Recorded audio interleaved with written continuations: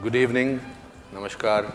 I must clarify beforehand that my questions do not need to necessarily make me out to be an intelligent man. I don't want to be intelligent or to be taken so seriously that that's Sadhguru's responsibility to answer them. My questions will have the curiosity of a child who wants to sort of know, maybe I'm representing all of you, but I don't mind making a fool of myself as long as I get some answers. You're in a very advantageous position. That is because there can be nothing wrong with a question, only answers are a problem. Okay.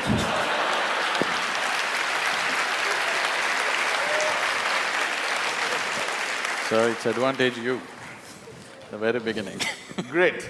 Let's start with my first question. There's a very intriguing… people make these great prophecies about world coming to an end, etc. Will the world come to an end in 2012? So all those people who firmly believe that the world is going to come to an end the coming year, what I would tell them is, we have a lot of work to do. I have lots of work to do. 2013, 1st January, because anyway 2012 the world is going to end. On 2013, 1st January, all your wealth and money and everything, please write it to Isha Foundation, there's work to do.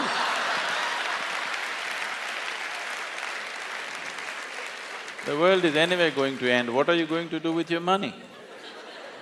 For them, this is just an entertainment. They don't believe enough to give away everything and get ready.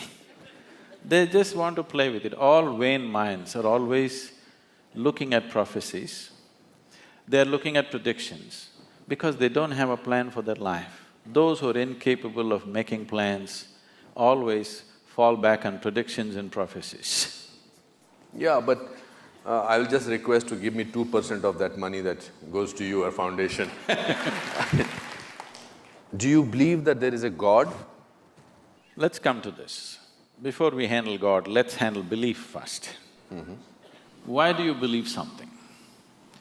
One believes something because they are not sincere enough to admit that they do not know. There are only two ways to be. Either you know something or you do not know something. But whatever you do not know, when you bullshit yourself, it's called as belief.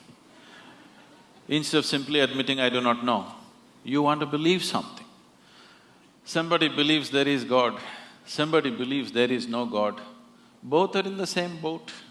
They think they're different, but both of them are not straight enough to admit that they do not know. What is the problem in seeing what I do not know as I do not know? They have a problem because they do not understand the immensity of I do not know. I do not know is a tremendous possibility. Only if you see, I do not know, the possibility of knowing arises within you. If you see, I do not know, the longing to know will come. If the longing comes, seeking will come. If seeking comes, the possibility is alive in your life. Everything that you do not know, if you believe, you're destroying the very possibility of knowing. There are belief systems and belief systems and belief systems. But at the same time, the idea of God is universal. Why this has come is, it is perfectly all right for people to create a God. This is the thing about this culture. Here we have 33 million gods and goddesses, because this is the only culture which understood God is our making. There's something called as Ishta Devata. You can create your own God today. If you can look at all the existing gods, if you don't like them, you can make your own God. A tree in your garden, a rock in your garden, your mother, your wife, anybody you want, or whatever you want. You like this vessel, you can make this your God. Nobody thinks anything weird about it in this country because we understand this is our making. After all, in every piece of creation, the hand of the Creator is there. Whatever you can relate to, you use that, it's perfectly fine. I don't want to argue on this. So, do you think all our epics, Mahabharata, Ramayana, Shankar, Ram, Sita, they are fake? No, they have a historicity. Okay. There are buildings to prove that they were there, it's still in dispute. The dispute is on means they were definitely there, isn't it? Okay. No, I will still want to probe a little further on this topic. We have a major mandir, masjid issue, Ayodhya issue, etc., etc. We are still fighting about that. So, why is all that fighting going on? If there is no God, or if there is a I did not belief. say that. No, you said there is a belief, people needed somebody as a belief of God. All the fight in the world is not between good and evil as people project it to be. All the fight in the world is between one man's belief versus another man's belief. If you saw, I really do not know, you wouldn't fight with anybody. Because you believe one thing and somebody believes something else, you're invariably going to fight today or tomorrow.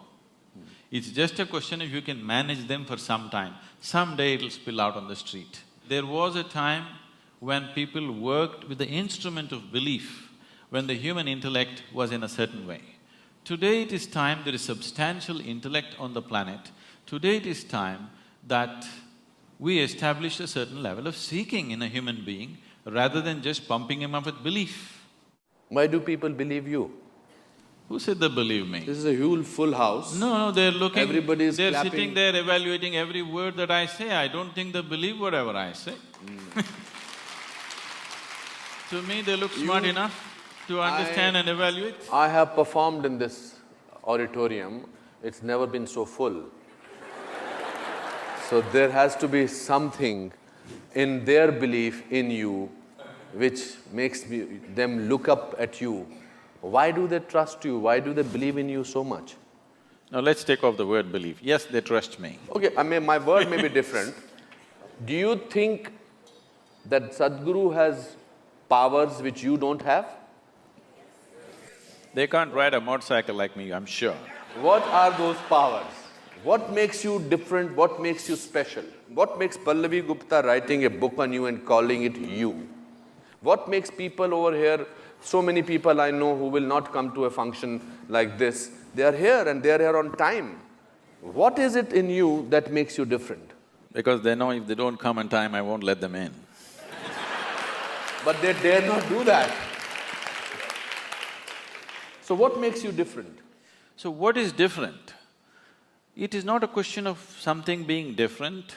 When you don't try to be special, when you just live as life is, that you don't try to make yourself special, because wanting to be special is coming from a certain an emptiness or a certain inadequacy within a human being.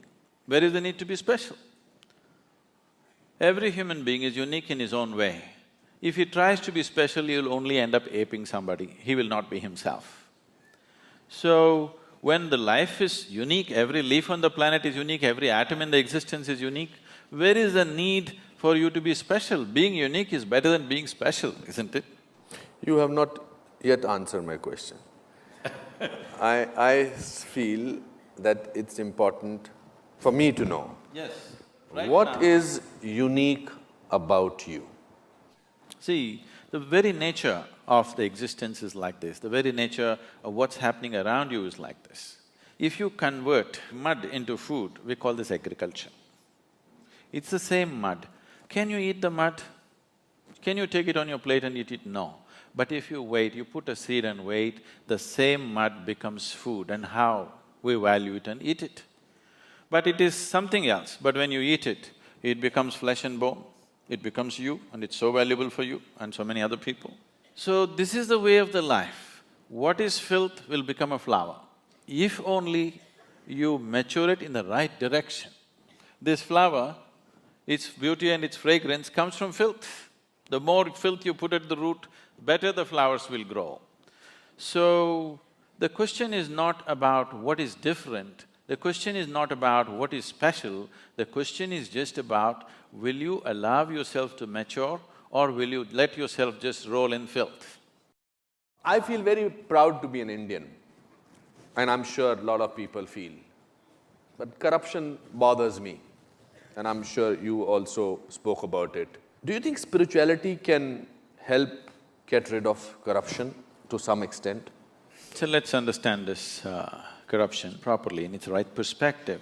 Rather than reacting against a bunch of people who are in an advantageous position, okay?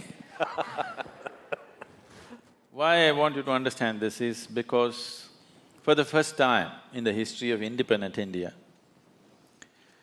these 64 years, that means 2 generations of people, they have at least 50 to 60% of them have had such a bad deal. Today you and me will talk all this and go home and eat well. Correct. There's a whole bunch of people, almost 400 million people, who cannot do that. So, if we handle the next 5 to 10 years right, we can change that. It's a tremendous possibility which is on our threshold. There's an economic possibility sitting on the threshold. If we conduct this right, we can change their lives. Those people who have not eaten properly, those children who are malnourished, which have the highest level of malnourishment, those who are not educated, those who don't have opportunities, those who are in that horrible social and economic pit, their lives can change in the next 5 to 10 years if we conduct our act right. Every Indian should understand this. It is not just about economy means stock market. It is about hungry people who will have food on their plate. Economy does not mean stock market, economy does not mean foreign cars coming into India, economy does not mean you wear better clothes or this and that. Improving economy means there will be no hungry children in the country, which is something all of us should do something about. And that possibility is being jeopardized. Wherever I go, I speak to various economic and political leaders around the world, everybody says, we want to come to India, India is a big possibility, but the humiliation of corruption, we can't bear it. Because it's not just about money, they're willing to pay a percentage and get the work done, but the humiliation that they put through on a daily basis, which we have gotten used to, they're not willing to go through that. They said, it doesn't matter if we don't do business, but we don't want to come there and go through all that rubbish. So, this possibility is being jeopardized by a handful of people, or it is wrong to say it's a handful of people, it's a nation full of corruption. Correct. Because how many people in Mumbai streets, if there is no policeman, will stop at the red light? I think only 10% will stop. So these 90% are corrupt people. If you make them the chief ministers and prime ministers, you know what they will do? So instead of just calling it by one bad word called corruption, we need to understand, we as a society are trying to move from a feudalistic way of managing our lives to a democratic way. The democratic way has still not sunk into us. So I am saying in our psyche, we are still feudalistic in nature, but we are trying to run a democracy. Democracy will not happen with an active sense of education as to what is democracy, what is the power of democracy, what it means, what is the responsibility of living in a democratic society. This has not been done. We just took democracy from the British and we think if they just put their vote and get their fingers dirty once in 5 years, everything is settled. No, we have not educated people. We are still a feudalistic society acting to be democratic. Suppose, hypothetical question, I must announce that before that. Suppose you were made the Prime Minister of this country for 1 month, how will you change things? See, there are enough instruments in the democratic process. Making me or anybody a Prime Minister for 1 month is a cruel thing. Okay, for 5 years. Yes. So you admit that 1 month is not sufficient? No, because I 1 month is understand. a very cruel joke. It doesn't matter who comes to power for 1 month, he can't do anything in a nation as diverse as India. To get this nation moving, you need to understand this. You cannot move this nation with policy, with rules. You can only move this nation when anything that you want to achieve in this country, you make it a movement. If you do not make it a movement, if people do not emotionally connect to that, no rules, no policy is going to work in this country. It is only people who have been implanted from somewhere, who have not grown up with Indian people, who do not understand this. They think if you make a rule, everything is going to work. This is not Switzerland. If you announce on the notice board, everybody will follow. Here you have to make a movement out of it. You have to make emotionally people connect to what needs to be achieved. If you are not able to do that, nothing is ever going to happen. So, whoever becomes the Prime Minister, I don't want to imagine myself there. What do you think should be done? It can be very easily done. There are examples of states which are going leaps and bounds ahead. If you saw Bihar just 10 years ago, It was just… I've driven through Bihar just wanting to see what Bihar is. It just looked like Afghanistan, large parts of it. Correct. Today things are happening. Absolutely. Wonderful things are happening. Just one man. Things are happening in Gujarat, just one man. Absolutely. So can't we produce 25 men or women like that in this country for every state? Are we so impotent that we cannot produce 25 human beings with some integrity who will do something straight for this nation? And today you don't have to do much. India is sitting on a boom time. You just have to just manage a few things and let it happen, that's all. You just have to see that economic process do not go out of control, you just have to manage that, you don't have to do anything. It's boom time, the whole world is looking towards you. The only two economies everybody is banking on is right now China and India. India is better equipped because it's a democracy, because all the numbers are scrutinized, but what is in China cannot be scrutinized, so many people are very suspicious and fearful because it's supported by the government. India has a proper corporate structure, India has a reliable stock market which is a reading. Indian market is open, you can study what you want, you know where you're putting your money. So definitely India would be a natural destination for every investor in the world. Only thing is they're afraid of our corruption, not the system. They like our system. Our corruption… Corrupt system. System is not corrupt. Corruption. Corruption. The reason it's the people who are He has manning a way it. of making me say things that he wants me to say. No, the people who are manning it. People who are manning it are the problem. But how do you find them? You mentioned two states, you mentioned Gujarat and you mentioned Bihar. And strangely, they are not the states which we have in the center. So how do we… are we politically corrupt, politically completely bankrupt? How do we do that?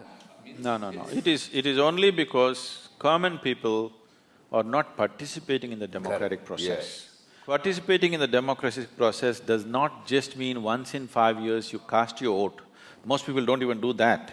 But I'm saying even if you do that, that is not enough. Democracy is an active sport, it's not a spectator sport. You can't sit back and say, let somebody do democracy. Democracy means you are the boss, you can't sleep on it. You have to be active to everything around you. If you do not bring that consciousness in people, that awareness and activism in people, it'll not work.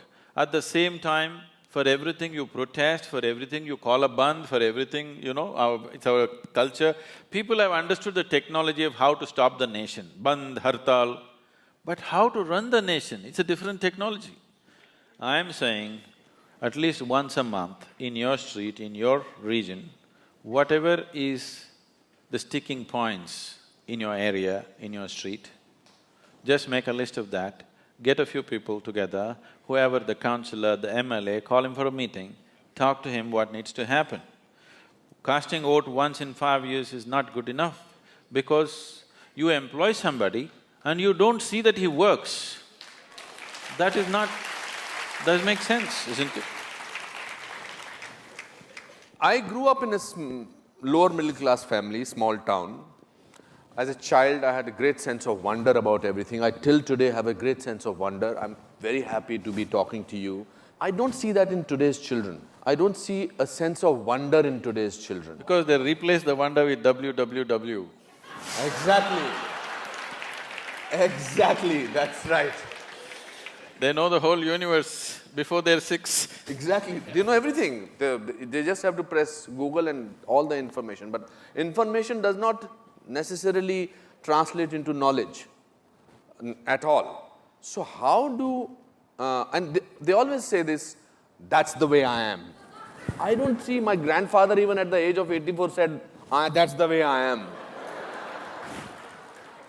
So what is this, that's the way I am? I'm bored, dude, cool. I think that to be bad is being cool. If you say I'm a good man, he's a boring man. Usually they are. Yeah, they are for the world, for the marketing part of it. The breaking news after every 15 minutes for millions of channels is never about good things.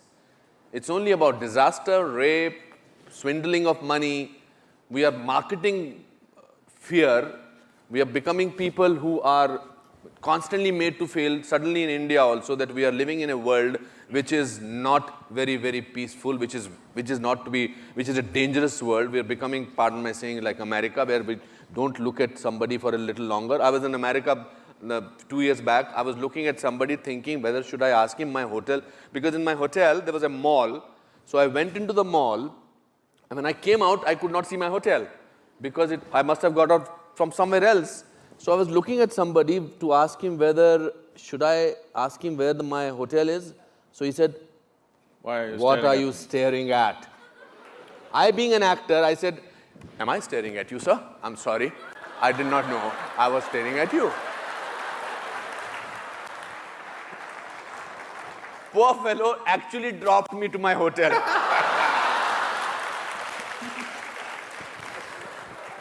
What my point is, how does one in today's time, in these times, retain a certain amount of innocence, a certain amount of sense of wonder? How does one do that? See, now there are two things you said, wonder and innocence. Wonder does not necessarily come from innocence. Okay. See, for example, when you were a child, you definitely looked up at the sky, isn't it? Absolutely. Did you ever count the stars? I used to do that in Simla. There was nothing to do. How far did you go?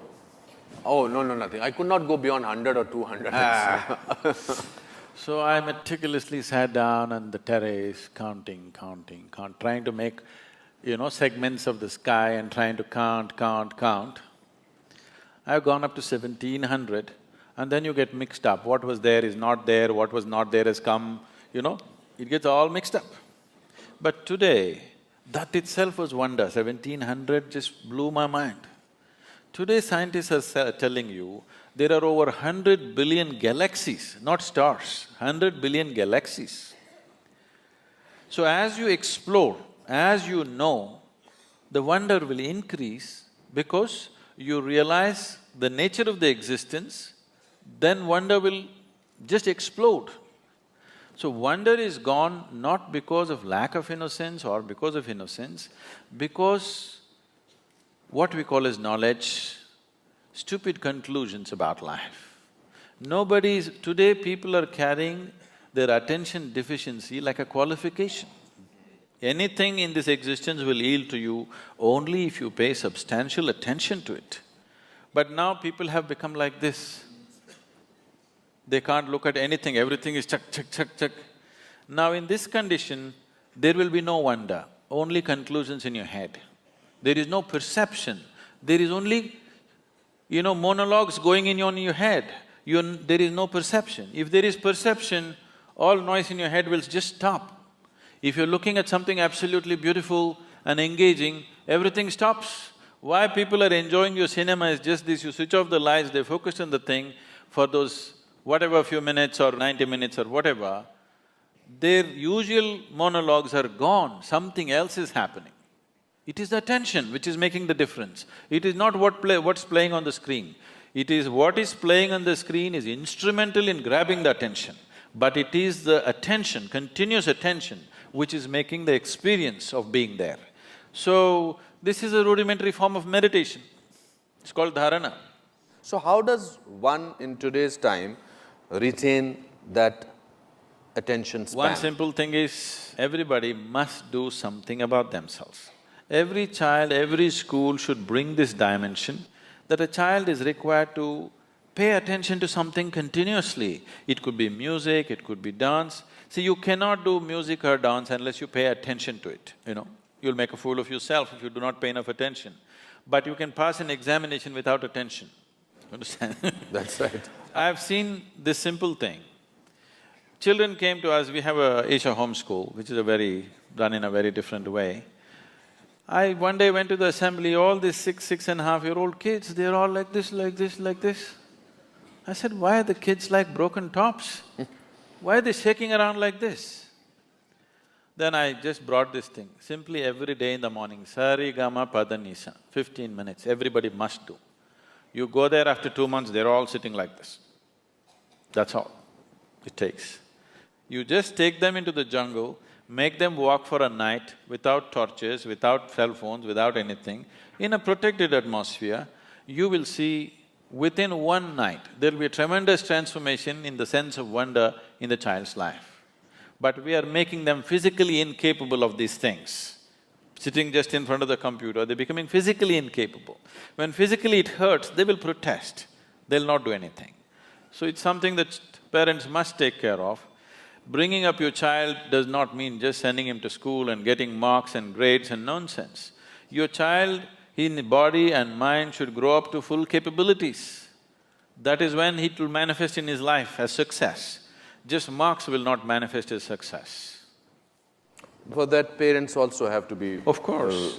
Peaceful and restful. Do you get angry? You want me to right now? You can. It's not that I'm incapable of anger, I'm capable of everything. It is just that I have not given this privilege to anybody that they can make me angry, they can make me happy, they can make me unhappy, they can make me miserable. I have not given this privilege to anybody. If somebody need to be shouted at, boom, I'll go. So what makes you angry? It doesn't make me angry. If they need a shouting, I'll give it to them. See, there are different kinds of people in the world. There is somebody here, if I just look at them, they'll understand why they're being looked at. There's somebody else here, if you look at them, they'll just stare back at you. If you tell them gently, they will understand. There is somebody here, if you tell them gently, they won't get it, you have to shout at them. There's somebody else here, even if you shout, they won't get it, you have to knock them on the head and tell them. Different levels of sensitivity in the world. Your action should be appropriate to the situation in which you exist. I am not bound like this, I will not say this, I will be gentle, I will be nice, I have no such things. I am just appropriate to the situations in which I exist. What you need, I will do.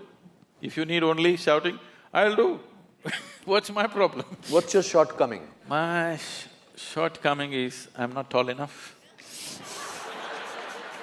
You're the tallest man right now you're here. We know that. I came little short. Do you feel lonely? When you're alone, if you feel lonely, obviously you're in bad company, isn't it?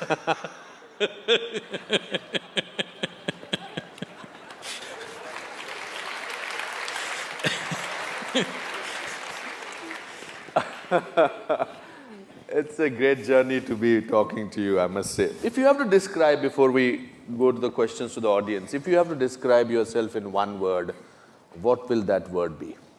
Apart from mystic. Okay.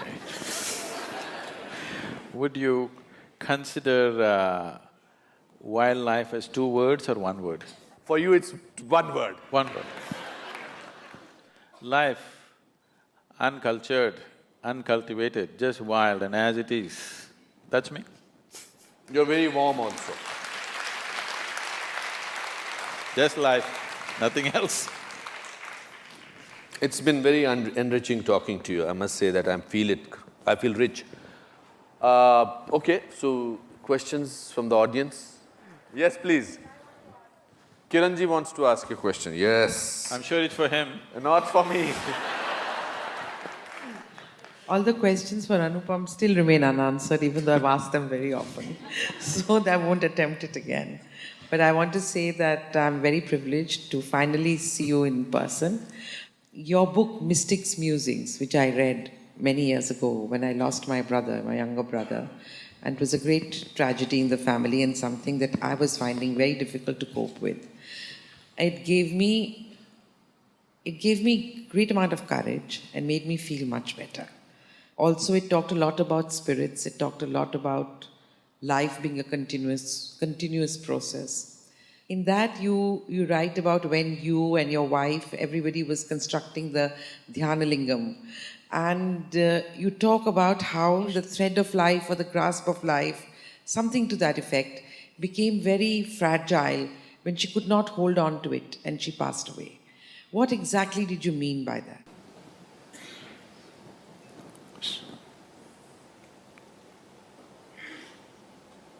The life within you manages to stick to the physicality of who you are. Physicality is something that you gathered. It is not you, it is material. It is just a piece of this planet.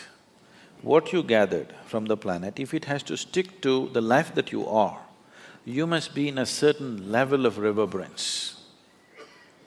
If you drop an intensity below a certain point, you can't hold it.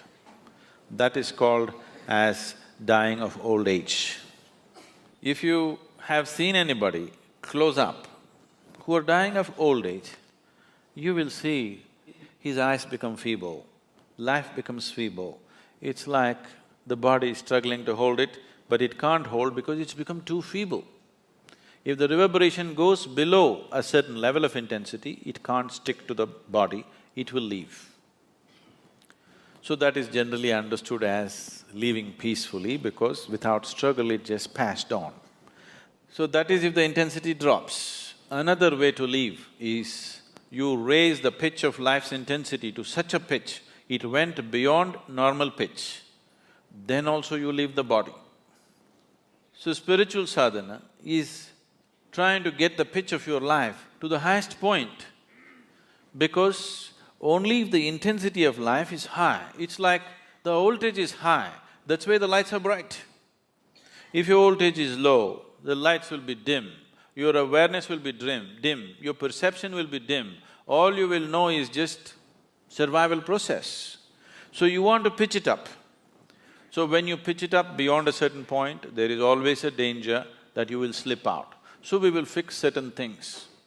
We will fix certain things when a spiritual aspirant is progressing with a certain rapidity, we will fix the body in a certain way so that that cannot happen. Just yesterday, ashram satsang, when we were there, one lady asked, why women are asked to wear toe rings when they get married? Because marriage was supposed to be such a huge experience that they could leave the body. At the age of 8, they would marry them. They will never see each other till they're 14 or 15.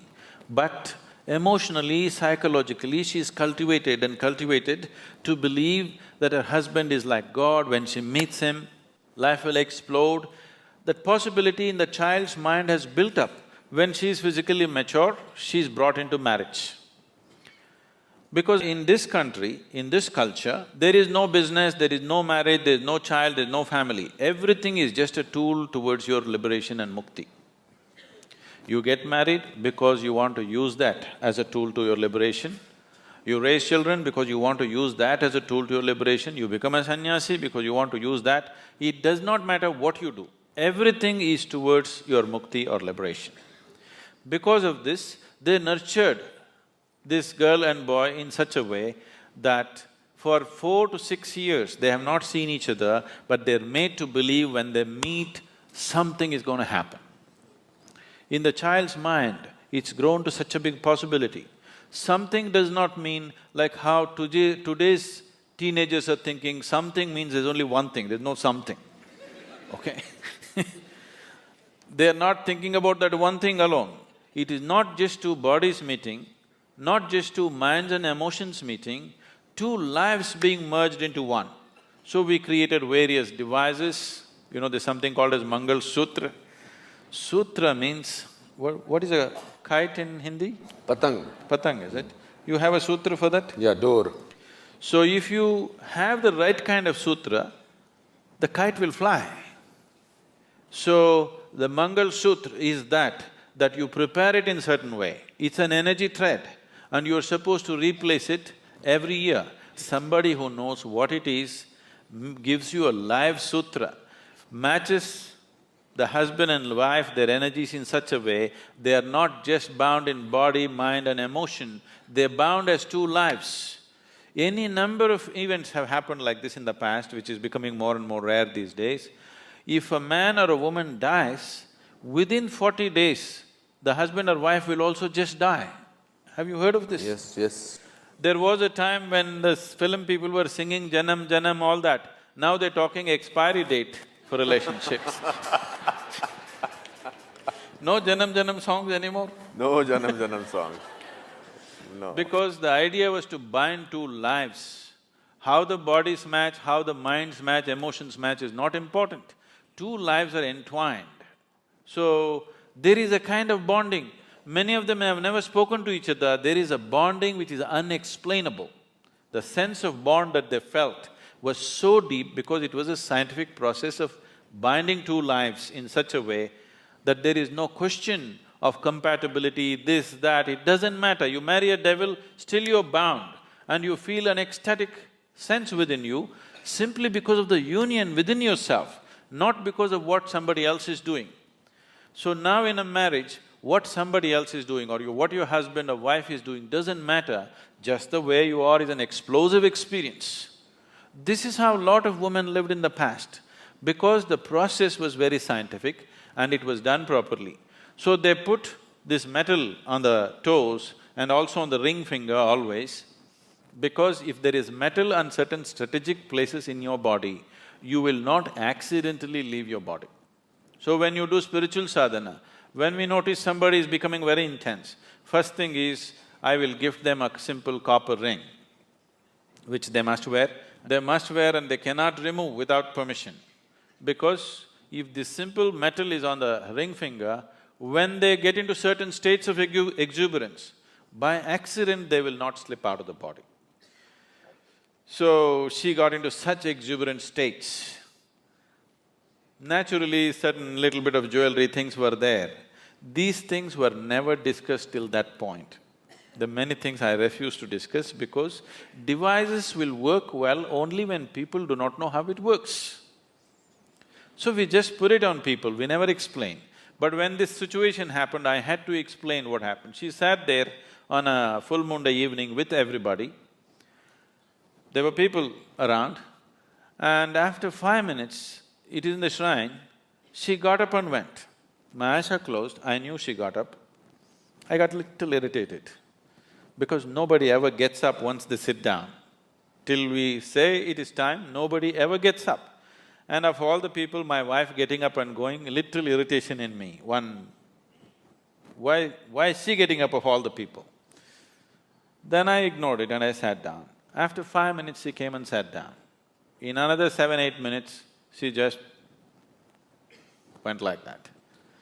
When I looked, she was gone, with a big smile on her face. Then I looked, she has removed her nose ring, she's removed her bangles, she removed her toe rings. See, she did not know intellectually, but at that moment she felt this is what is stopping her. And she pulled out all those things, kept next to the wash basin and came back. And she sat down within 7-8 minutes. But this is not something that happened accidentally. She announced this almost 9 months ahead of time. She had prepared my girl, who was only 7 years at that time, that she's going to leave in this month, but it happened 1 month early for various reasons, so that's a different aspect. But this is not new in this country. Any number of yogis just sit down, announce to everybody and leave their body. She was not somebody who was steeped in spiritual sadhana. She's just a very alive, she's either up or down, you know. She's either absolutely exuberant or down. She doesn't know the in-between. She's not somebody whom you would consider a yogi or established in sadhana, nothing like that. She's a very exuberant person, and that's all it takes. That you're alive, that's all it takes. It's not that you know this or that, you're just 100% alive. That's the only qualification you need. And she started working towards it, she announced it 9 months ahead, we tried to sabotage it in so many ways to slow it down, but it went the way it went. Yes, please. At the Isha Yoga Center in Coimbatore, near the Samadhi of your wife, is a photograph which sent shivers down my spine.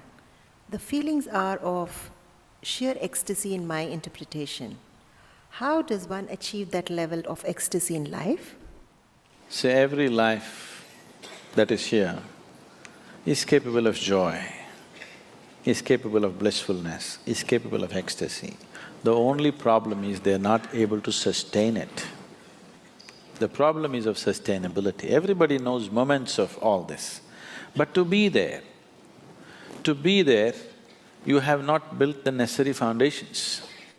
See, if there is a wall, you can jump up and have a peep. Or you can go on a trampoline and have a little longer peep, but you'll come down. But if you build a ladder, which is not so romantic as jumping, but if you climb up, you're across the wall. Instead of calling it by different names like blissfulness, ecstasy, this, that, pleasantness, highest level of pleasantness, this is what every human being wants. If your body is pleasant, we say it is health. If it becomes very pleasant, we say it's pleasure. If your mind is pleasant, we say this is peace. If it becomes very pleasant, we say this is joy. If your emotions are pleasant, we say this is love. If it becomes very pleasant, we say it's compassion. If your very life energies are pleasant, we say this is bliss. If it is very pleasant, we say this is ecstasy. If your surroundings have become pleasant, we say you're a success. This is all every human being is seeking, isn't it? Nothing more. You want your insides pleasant, you want your outsides pleasant. This is all a human being is seeking. Outside pleasantness, you need people's cooperation. Yes? It is a craft. You have to arrange, you have to compromise, you have to deal with situations properly. Creating outside pleasantness is a certain talent, a certain capability. Not everybody is able to do the same thing on the outside. But when it comes to interiority, all of us are equally capable. Nobody has come better endowed than the other.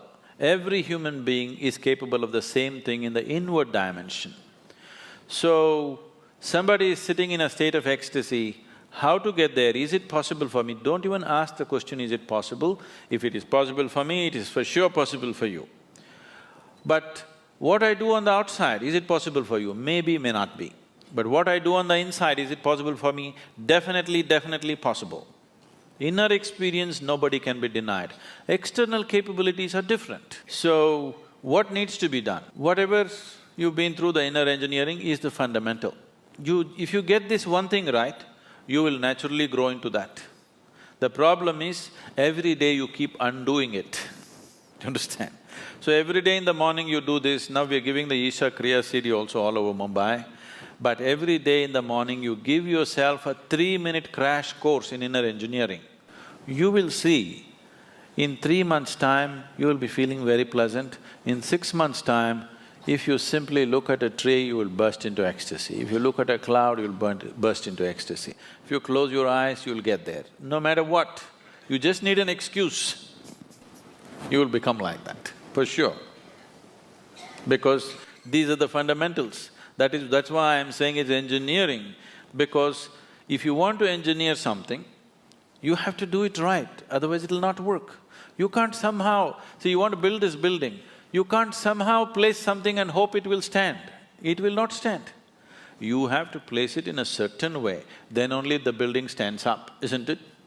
Similarly, you have to hold yourself in a certain way, then only this experience holds up. Otherwise, moments up and then down.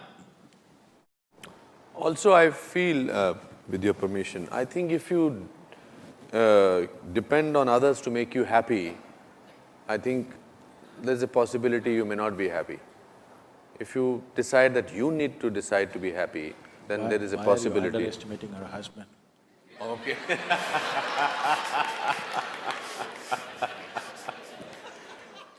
Okay.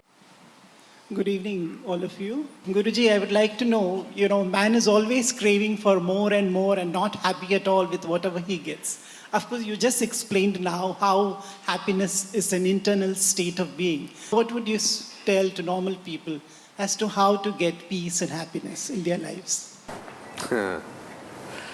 आसान question पूछा आपने। The problem is not that human beings are craving for more, they are craving too little. Right now, instead of… when human consciousness is able to grasp the whole cosmos, instead of craving for that, they're craving for an apartment in Mumbai. Just stupid. So their suffering is not because they're craving for more, they're craving for too little. They conjuice even in their craving. That is their problem. Please crave for everything, you will be wonderful. There'll be no misery. You're craving for little things, that's your problem. When Such a big possibility is there, going for this is it's criminal, I would say. So it is because of this crime they're suffering, they're being punished for this crime, not for craving too much, they're not craving enough. When creation and creator is possible, they just want this little piece of property, that's all they're thinking of, they can't think beyond that, so they suffer. For limiting themselves, not because of craving for too much.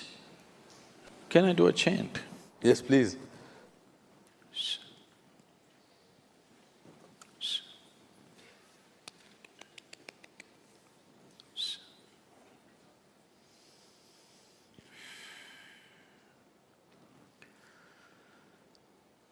Kara charana kritam va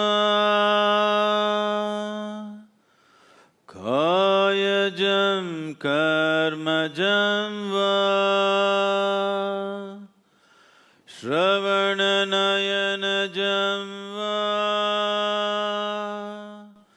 manasam va paradham vihitam avihitam va sarvametacchamasva jaya jaya karunabde jaya jaya karunabde Am Shri Mahadeva Shambho. Now, immediately the question is, what is the prayer? It's not a prayer. You need to understand, there are no prayers in this culture, there are only invocations. Prayers are a recent happening. Prayer means you're trying to talk to somebody. Invocation means you're trying to bring out what is the greatest thing within you. Now, what this chant, to put it in a simplest form, is everything. The earth that I walk upon, the air that I breathe, the water that I drink, the food that I eat, the very space in which we exist, the hand of the Creator is active.